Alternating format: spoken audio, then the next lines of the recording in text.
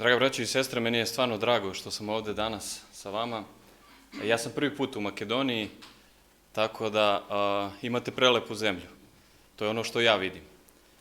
Mi smo u četvrtak, Pavle, Runić i ja, bili u Skoplju, bili smo na sastanku propovednika i biblijskih radnika. Evo, Pavle je otišao za Bitolu, a ja sam ovde sa vama danas i stvarno vam hvala što ste mi dali ovo vreme da zajedno otvaramo Božiju reč, da se hrabrimo, da se molimo zajedno i da proslavljamo našeg velikog Boga.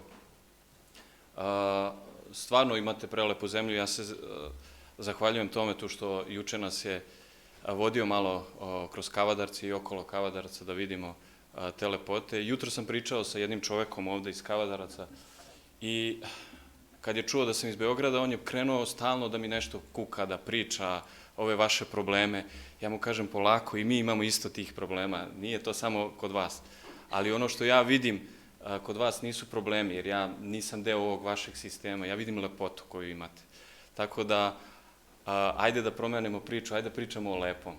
Tako da smo jutros, eto, s jednim vašim sugrađanom, smo popričali kako imate lepu zemlju, lepu prirodu, lepu hranu.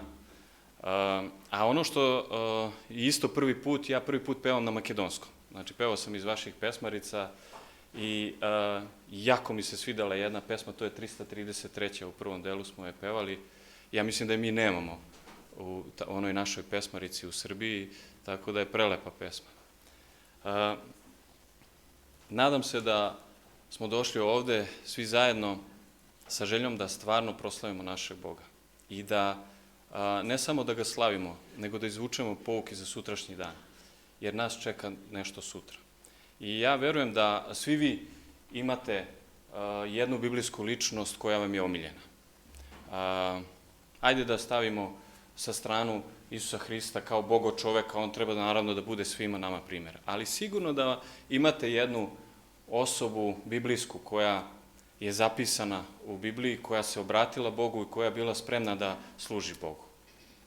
Ja ne znam koje su to vaše biblijske ličnosti, da li je samo jedna ili ih imate više na koje ste se možda ugledali, iz čijeg života ste izvlačili neke pouke. Za mene jedna biblijska ličnost gde bih ja želeo da imam taj karakter i da tako prođem u životu je Halev. Halev. Čovek sa drugim duhom. I sve stihove koje budemo čitali danas su iz 4. knjige Mojsijeve, iz 13. i 14. glave. U mnogim rečnicima može da se nađe da reč Halev znači pas. I na prvi pogled to može da zvuči malo uvredljivo kada kažete nekom da je pas ili da je možda veran kao pas.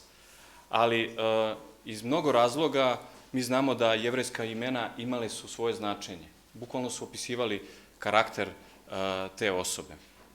I kao prvo, posjedovati vernost kao pas, to uopšte nije pogrdno, to uopšte nije uvredljivo. Zašto? Zato što mi znamo da pas je čovekov najbolji prijatelj.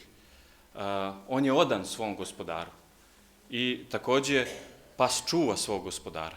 Imamo toliko primjera u istoriji koliko je pas. I znate one priče kada umre gazda od tog psa, koliko dugo pas ostane na grobu i dolazi svaki dan na taj grob. On je veran svom gospodaru. Međutim, ulazimo u onu priču koja je zapisana u 4. Mojsijevoj 13. i 14. glavi i vidjet ćemo ko je bio Halev i šta možemo da izvučemo iz njegovog života, gde sam ja izvukao pouku za mene, a nadam se i za sve nas danas. Nakon što su izašli iz Egipta pod vođstvom Mojsija, Izraeljci su došli u Kadis Varniju, mesto, oazu, nedaleko od južnih granica Hanana. I dok su boravili na tom mestu, Bog je se obratio Mojsiju. I to čitamo u 4. Mojsijevoj, u 13. glavi, u 2. stihu, Bog se obraća Mojsiju. Kaže, pošli ljude da uhode zemlju Hanansku koju ću dati sinovima Izraeljeve. Uhode. Pošto sam dugo radio u vojsci, završio sam vojnu akademiju i radio sam kao oficir u vojsci, ja ću koristiti terminologiju vezanu za vojsku. to su izviđači. Uhode, u suštini, nama je to približnije, znači izviđači. I kada bi trebalo da se opiše uloga izviđača u jednoj rečenici, mogli bi da kažemo duboko iza neprijateljskih linija. To je opis izviđača. Oni treba da odu u neprijateljsku liniju i da izvide. To im je zadatak. I ova grupa izviđača trebalo je da odu u tu obećanu zemlju, u Hanan, i da vide. Bilo je koliko? 12 plemena. Od svakog plemena po jedan je predstavnik trebao da se izabere i Mojsije je izabrao Haleva iz Judinog plemena, a iz Jefremovog plemena izabrao je Avsiju, koji je dao mu ime Isus, to je Isus Navin. I pre nego što ih je poslao, izabrao 12-toricu, Mojsije je izabrao od svakog plemena po jednog, dao im je, tako reći, onu naredbu pre nego što su krenuli. I to je zapisano u 4. Mojsijevoj 13. glavi od 19. do 21. stiha. Kaže, i vidite zemlju kakva je i kakav narod živi u njoj. Je li jak ili slab? Je li mali ili velik? I kakva je zemlja u kojoj živi? Je li dobra ili rđava? I kakva su mesta u kojima žive? Da li pod šatorima ili u tvrdim gradovima? I kakva je sama zemlja? Je li rodna ili nerodna? Ima li u njoj drveta ili nema? I budite slobodni i uzmite roda iz te zemlje. I oni su morali su da paze, da ne budu uhvaćeni, sigurno su se razlikovali u odnosu na stanovništvo koje je bilo tu. Istraživali su Hanansku zemlju i u skladu sa Mojsijevim uputima išli su dalje.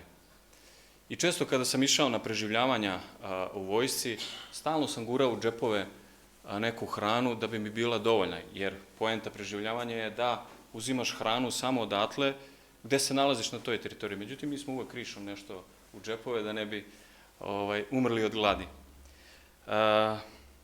Ta 12-torica, kada su dobili zadatak da odu tamo, oni su bili 6 sedmica u Hananskoj zemlji.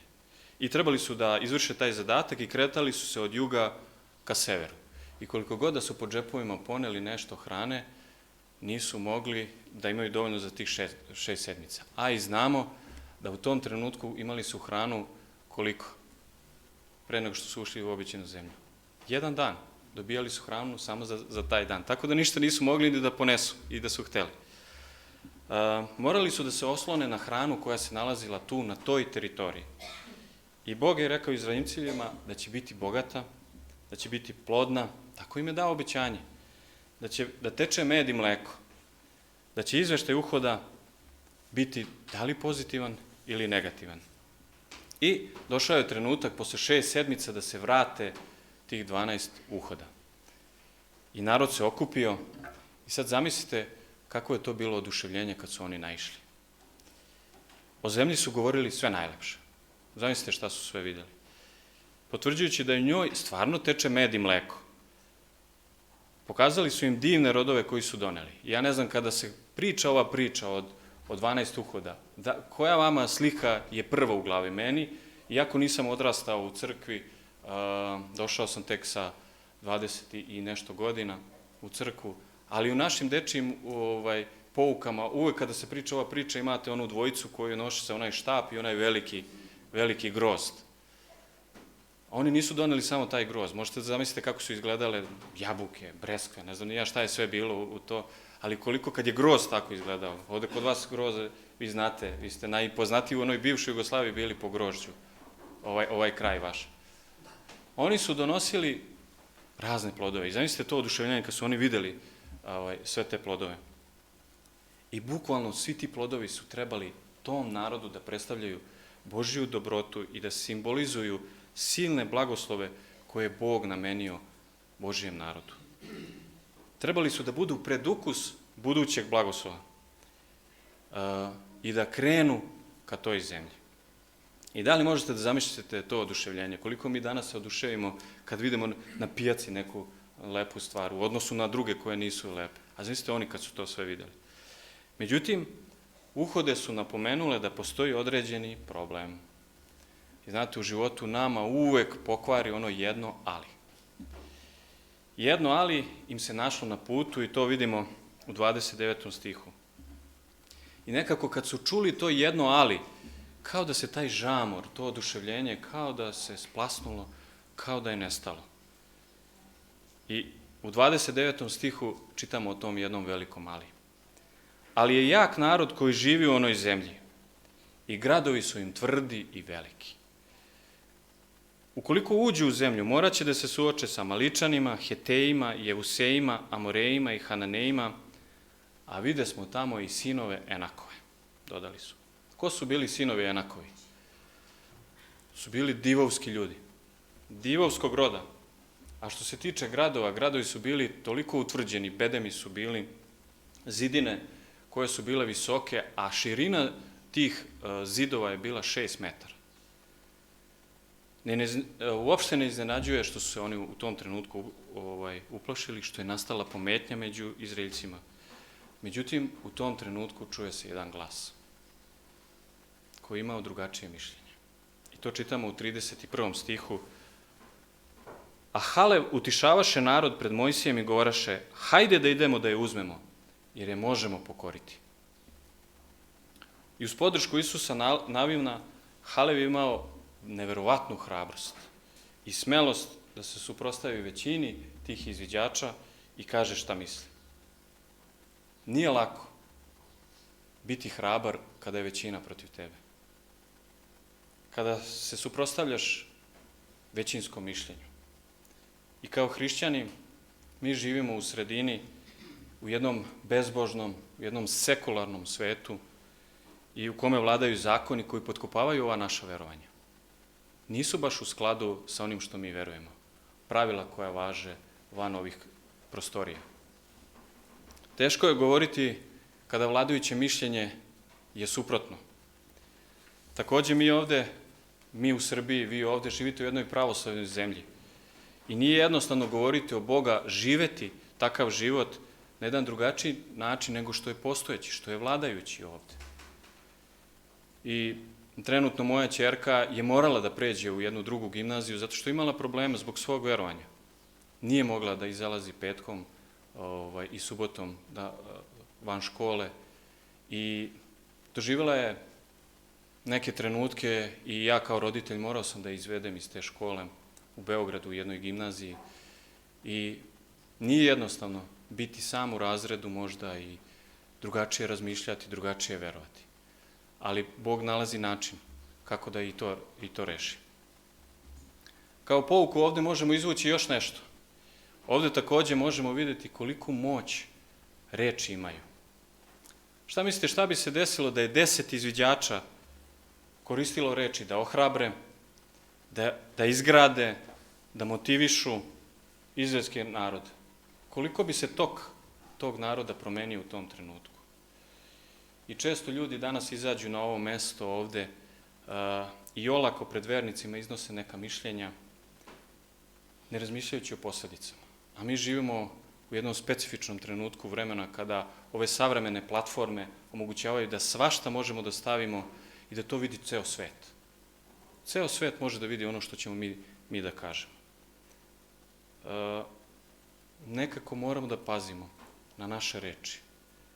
Da te reči ne budu kao ovih 10 koji će da ubiju želju, hrabrost, ideju, volju nečiju. Halev i Isus Navin su odgovorno koristili moć reči. I kao hrišćani moramo ozbiljno da pazimo na naše reči. Jer naše reči mogu da imaju velike posledice.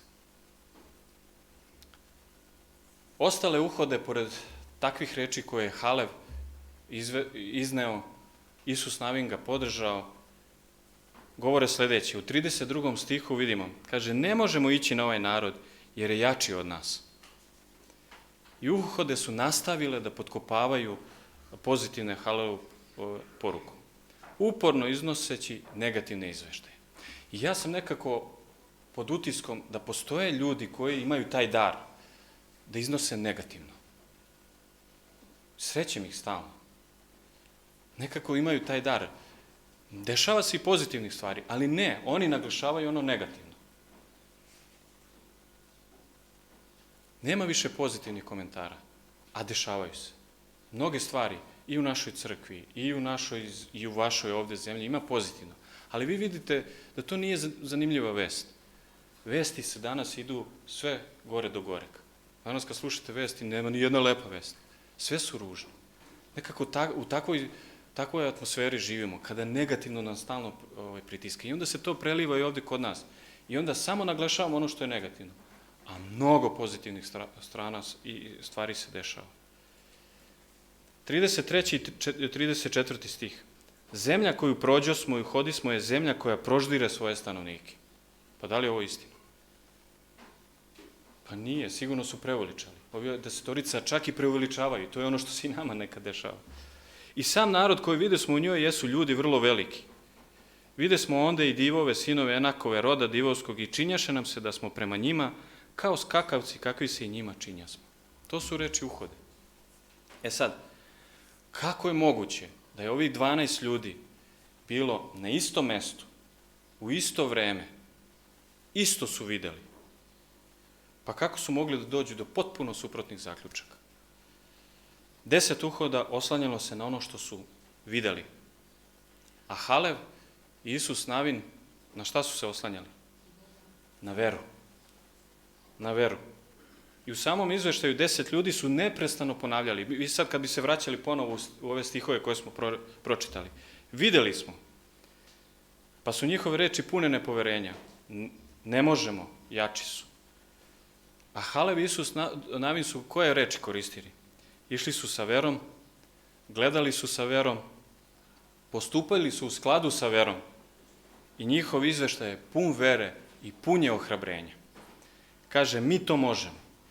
Možemo ih pokoriti i ne plašite se. I oni nisu ustupnili pred preprekama koje su naišle na putu. I gledali su u Boga, a ne u probleme. Njihova hrabrost i odvažnost temeljila se na onom što su verovali da Bog može da učini, a ne šta oni mogu da učine. I da smo mi bili jedni od uhoda, kako bi glasio naš izveštaj? Da li bi bio prožet neverovanjem, utemeljen na onome što vidimo, ili pun vere, utemeljene na našoj veri u Boga, bez obzira šta smo videli? Pavle nas isto podstiče u Novom Zavetu da gledamo po veri, a ne po gledanju našim očima. I kaže u 2. Korinćanima 5:7, jer po veri živimo, a ne po gledanju. Da ne posmatramo prilike oko nas svojim prirodnim očima, već duhovnim očima i da živimo u skladu sa tim. Nije danas jednostavno biti Božije dete i nositi njegovo ime. Zato što pogledajte šta se dešava svuda oko nas. Nije jednostavno kada sve to gledamo. I da li postoji mogućnost da se uplašimo? Ali kada iskoračimo verom da prihvatimo taj poziv, svi mi ovde koji smo danas ovde smo prihvatili poziv. Treba da se usredsredimo onda na njegova obećanja, a ne na prepreke na koje nailazimo svakodnevno. Nema čoveka bez problema. Ja još nisam sreo. Nijednog nisam sreo ko nema neki problem. I neka nam Bog pomogne da svako od nas dostigne taj nivo zrelosti, da možemo da hodamo u Bogu ne po gledanju, nego po veri. I možda se taj sastanak odužio možda celu noć. I Mojsije i Aron su sigurno bili ljudi koji su primili silne kritike od ljudi, od mase, čija je ovaj uticaj ovih desetorice bio toliko jak. I ponovo su se vratili na staru priču. I čitamo u 4. Mojsijevoj, u 14. glavi od 2. do 4. stiha. Kamo da smo pomrli u zemlji Misirskoj ili da pomremo u ovoj pustinji? Zašto nas vodi Gospod u tu zemlju da izginemo od mača? Žene naše i deca naša da postanu roblje. Nije li bolje da se vratimo u Misir? A tamo su kao nešto drugo bili. Da postavimo starešinu pa da se vratimo u Misir. Šta se desilo sa njihovom verom i poverenjem u Boga koji ih je izveo iz tog ropstva? Pa šta im se desilo pre nego što su došli do te obećane zemlje? Zar nisu prešli Crveno more? Zar to nije bilo čudo za njih? Zar nisu dobijali hranu? Evo ja planiram nešto sa mojom firmom, sa knjižarom da odemo na par dana.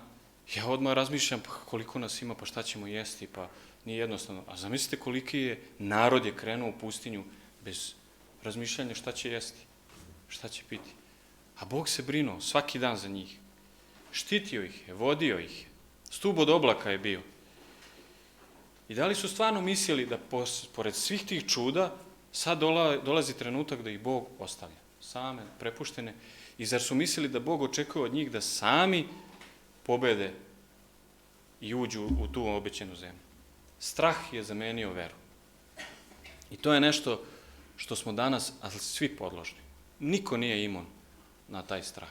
Zato što svakog dana slušamo. Prvo, evo, prošli smo pitanje kakav će i kraj biti sa ovom koronom i sa svim problemima koje smo imali. A već najavljuju druge probleme. Glad, nestašicu, pa i ratove. Ko garantuje da neće biti? Sve to može da nas uplaši. Sve to nešto što stalno primamo, kao informacije. Pa zar postoji mogućnost da se javi strah kod nas? Ja imam neke prijatelje koje nisam video od početka pandemije. Jednostavno su se uplašili. Zatvorili, ne dolaze ni u crkvu, nema ih. Jednostavno strah je predvladao njihov razum, a pogotovo veru. Pogotovo veru. Treba biti odgovoran. Treba odgovorno prilaziti problemima, a ne olako. Ali ne sme strah da nas vodi.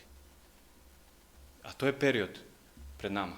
Period pun neizvesnosti, pun problema, ali ne sme strah, nego vera. I nama se to događa isto. Zar i mi ne gubimo veru kada naiđu veliki problemi? Kada se to dogodi, treba da se ohrabrimo i da se okrenemo iza nas i da vidimo šta je sve Bog uradio za nas. Da su to uradili Izraeljci, da su videli šta je Bog spreman da uradi za njih, ne bi im ta vera pala. A verujem da svi mi ovde smo prošli i imamo neka iskustva sa Bogom i da je Bog učinio da na tim iskustvima još više gradimo našu veru. I moramo da naučimo više da verujemo Bogu. I već je dokazao svoju vernost prema nama u prošlosti. Sada želi da mu verujemo za još veće stvari, jer dovde smo došli. Ali Bog sigurno za nas sprema još mnogo većih stvari. Ali ako se plašimo, on nam to neće dati. Jedino ako se ne plašimo. Jer moramo da iskoračimo na neki novi stepenik vere, novi stepenik iskustva sa Bogom. I kad god nas Bog odvede na nove puteve i mogućnosti, postoje prepreke koje treba preći. I šta su tada uradili Isus, Navin i Halev? Kako su reagovali kada dođe taj trenutak nelagode? Halev i Isus, Navin reagovali su tako što su pocepali svoju odeću pred velikim mnoštvom. Ovaj postupak privukao je pažnju mnoštva. I Halev je tada hrabro rekao da je zemlja vrlo dobra, da će ih Bog voditi i dati im tu zemlju ukoliko se ne pobune protiv Boga. Da ne treba da se plaše. I u 4. Mojsijevoj 14. glavi od 7. do 9. stiha, opet Halev, jer ih možemo pojesti, odstupio od njih zaklon njihov, a s nama je Gospod, ne bojite se. Nažalost, okupljeno mnoštvo nije delilo taj entuzijazam i to poverenje u Boga. I toliko su bili gnevni da su čak krenuli da hvataju kamenje i da ih kamenuju. Lako je kritikovati taj narod koji je bio pod uticajem većine tih uhoda, ali koliko često mi donosimo odluke na sličan način, koliko često prvo pitamo šta Bog kaže umesto šta ostali kažu. Šta ostali kažu oko mene? Pa bolje da ne štrčim. Međutim, u tom trenutku spušta se slava Gospodnja na čitav narod. Mojsije je molio Boga da ne uništi narod. Bog u tom trenutku je, kad je došao, Mojsije je shvatio da je gotovo sa ovim narodom. I Mojsije posreduje. Bog je u svojoj milosti poštedeo Izraeljice, ali morali su da plate visoku cenu što su vređali Boga. I evo 22. i u 23. stihu Mojsije moli Boga. Ti ljudi koji videše slavu moju i znake moje što sam učinio u Misiru i u ovoj pustinji, neće videti zemlje koje su zakletvom obećana ocima njihovim. Neće videti ni jedan od onih koji me uvrediše. I ovaj neverni narod odložio je Božji plan za čitavih 40 godina. Ni manje, ni više nego 40 godina. I Bog svima nama daje prilike da promenimo svoj život i da napustimo neke loše puteve. Doći će vreme kao i Noevo, kada više neće biti vremena za milost. I kada više neće moći da se uđe u barku. I zato trebamo danas da odgovorimo, ne sutra. Ima jedna dobra knjižica, a mislim da ima i na makedonskom jeziku, sutra počinje danas. Stara knjižica, dobra. Ne sutra, danas. Ja sam pre jedno mjesec i po dana imao jednu saobraćajnu nesreću, supruga i ja smo bili u kombi, vozili smo Biblije, pun kombi Biblija i ne našom krivicom u raskrsnici velikom brzinom ušao je auto i tolikom silinom da je digao u vazduh i kombi i mi smo se prevrtali i na krov završili i pravo je Božje čudo uopšte da smo ostali živi. Totalna šteta i jednog i drugog, i kombija i auta, nama dlaka sa glave nije falila. Iako smrskana izgleda i šofer šajbna i sve. Sekunda. I onda sam shvatio da je život 1 sekunda. Sve se stavi u tu 1 sekundu. Sutra nije naša. Iako smo imali planove razne, iako smo krenuli sa Biblijama da idemo pun kombi Biblija i na kraju shvatim da su me te Biblije spasle. Da je bio prazan kombi, da nije bilo bi još gore. Ali od one težine, od tih knjiga, Biblija, mi smo se prevrtali samo par puta. Tako da, mi treba da imamo planove. Kao hrišćani moramo imati planove za sutra i za prekostra. Ali moramo da budemo svesni da sutra nije naše. Samo danas. Samo ovaj trenutak u kome se nalazimo. Bog je u potpunosti odbranio Haleva. I u 24. stihu kaže Bog Mojsiju: a slugu svog Haleva, u kome beše drugi duh i koji se sasvim mene držao, njega ću odvesti u zemlju u koju je išao i potomstvo će njegove naslediti. Bio je nagrađen za svoju poslušnost, vernost, za svoju posvećenost Bogu. Isus Navin je dobio isto obećanje u 30. stihu. I on će zapravo povesti narod u obećanu zemlju posle 40 godina. Ko je ušao u obećanu zemlju? Halev, Isus Navin. Ljudi koji su verom išli napred. I sad mi znamo šta se desilo sa Isusom Navinom. Ima mnogo tekstova koji opisuju, čak i knjiga, ali šta je bilo sa Halevom dalje, posle ovog trenutka? Kaže, u godinama koje su sledile, Halev je morao da se suoči sa odbacivanjem. Iako imao je sve potrebne osobine da postane vođa. Na početku smo rekli da iz svakog plemena je po jedan bio predstavnik. Halev je bio iz Judinog plemena, koje je bilo veće od plemena iz koga je izašao Isus Navin. I po pravilima, po Mojsije je trebao Haleva da bude predvodnik i da odvede u obećanu zemlju. Međutim, Bog je želeo drugačije. Bog je preko Mojsija postavio Isusa Navina, a ne Haleva.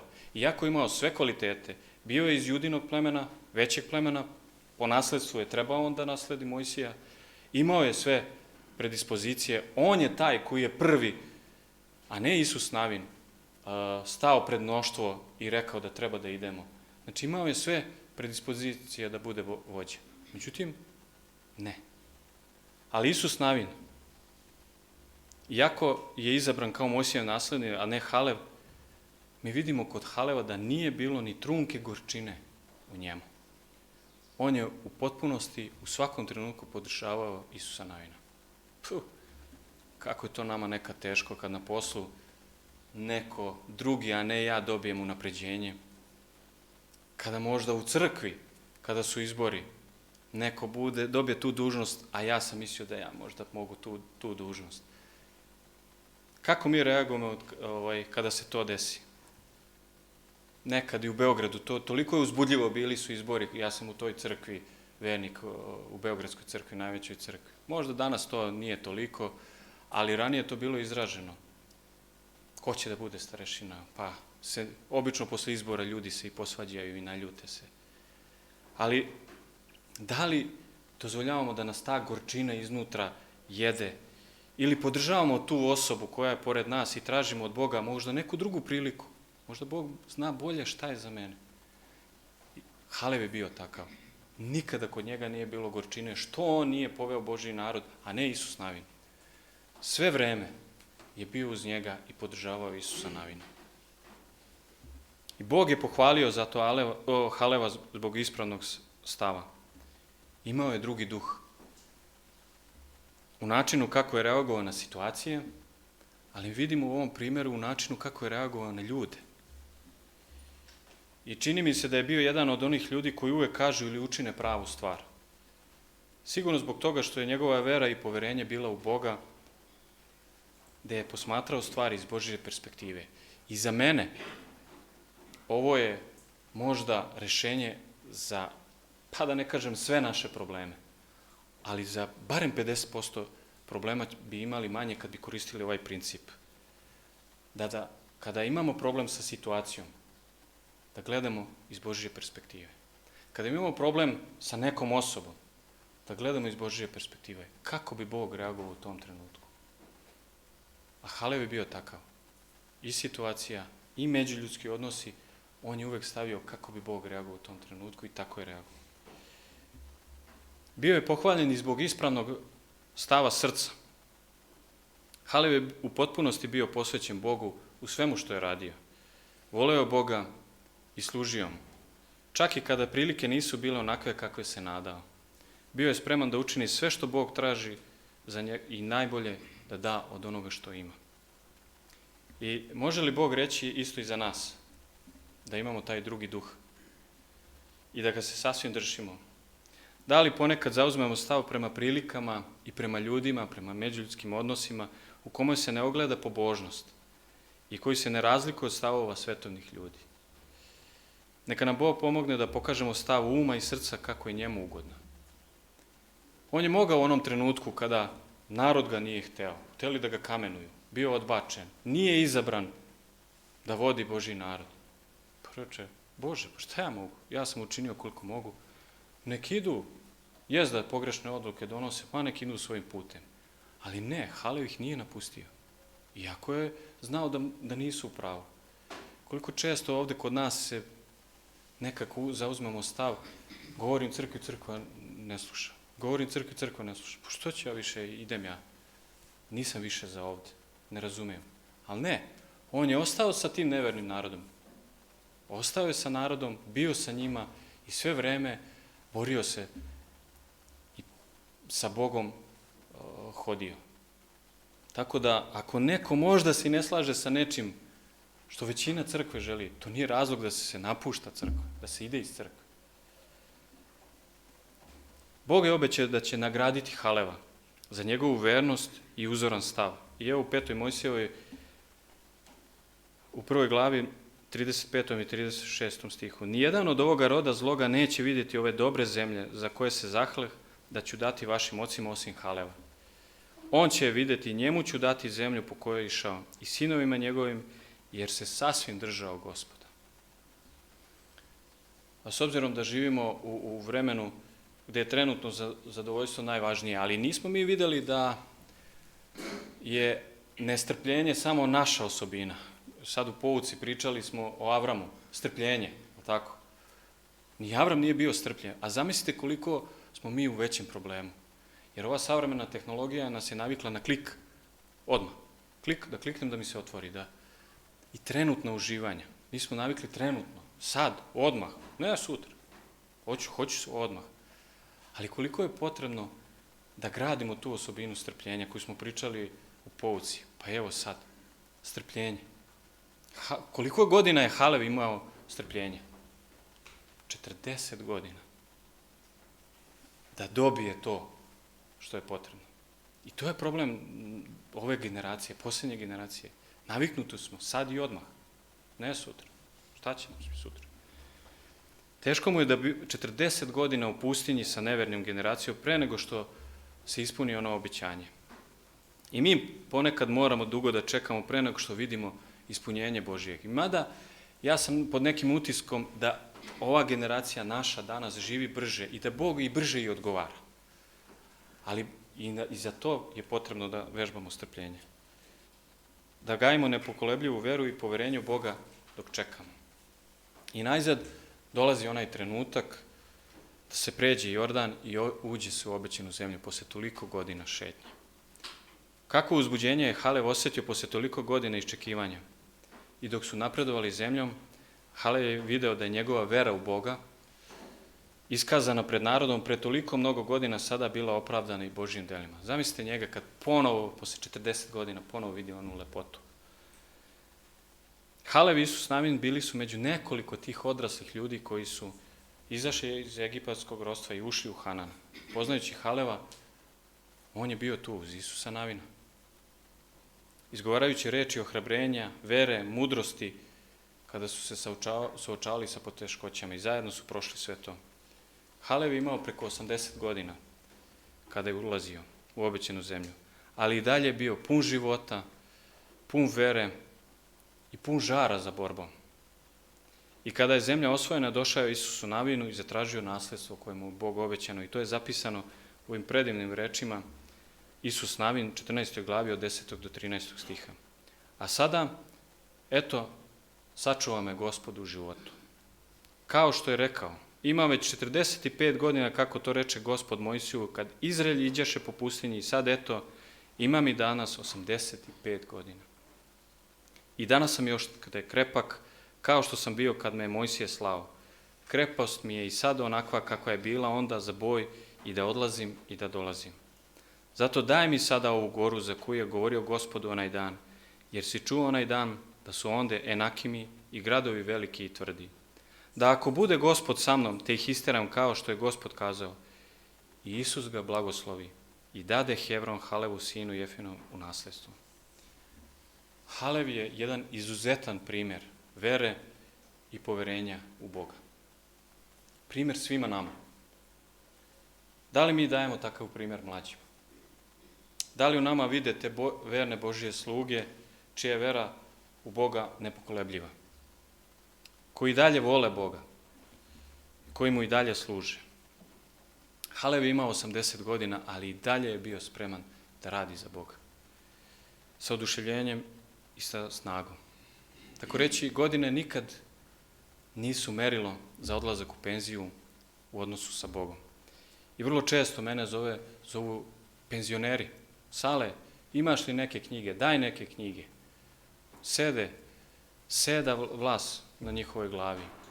Ne izmicaju snage, međutim oni su i dalje voljni da im dam knjige da idu da rade sa knjigama. Šta je sa nama mlađima? Da li imamo tu energiju, tu snagu, tu volju, tu veru da radimo? I danas, više nego ikada, su potrebni ljudi koji liče na Haleva, koji imaju njegov karakter. Ljudi sa vizijom, sa drugim duhom, pobožnim stavovima, hrabri, odvažni, ljudi koji će biti hrabri po veri, koji će se čvrsto držati Boga. Ali ljudi koji će reči koristiti da ohrabre, da izgrade i da motivišu današnji narod. I neka nam Bog pomogne da budemo verne Božje sluge i da na kraju uđemo u tu duhovnu zemlju kao što je Halev ušao i da dobijemo tu nagradu za našu veru. Amin.